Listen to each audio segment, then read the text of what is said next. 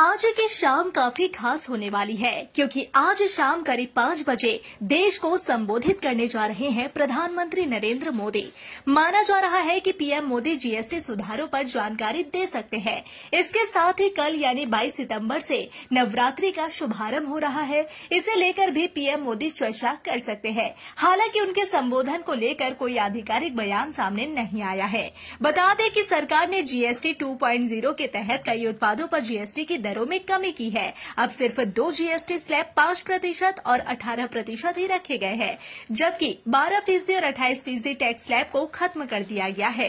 12% slab में शामिल ज्यादातर प्रोडक्ट्स को 5% स्लैब की कैटेगरी में रखा गया है, जबकि 28% वाले ज्यादातर प्रोडक्ट्स को 18% वाले स्लैब में रखा गया है। वहीं कुछ चीजों पर जीएसटी रेट को 0 कर दिया गया है। इसका मतलब है कि 22 सितंबर के बाद इन प्रोडक्ट्स पर 0 जीएसटी लागू होगा, जिससे ये सभी चीजें बेहद सस्ती हो जाएंगी।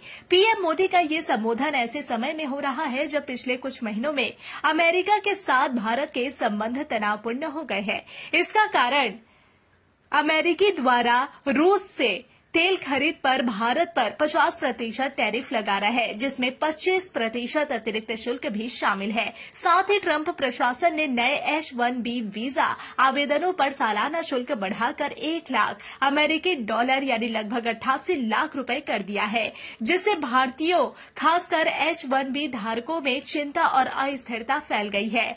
हालांकि ट्रंप प्रशासन ने कहा कि H-1B वीजा पर नया 1 लाख अमेरिकी डॉलर का शुल्क केवल नए आवेदनों पर लागू होगा। मौजूदा वीजा धारकों को यह भुगतान नहीं करना पड़ेगा। साथ ही जो वीजा धारक वर्तमान में अमेरिका में बाहर है साथ ही जो वीजा धारक वर्तमान में अमेरिका से बाहर है, उन्हें अमेरिका में लौटने के लिए भी यह शुल्क नहीं देना होगा।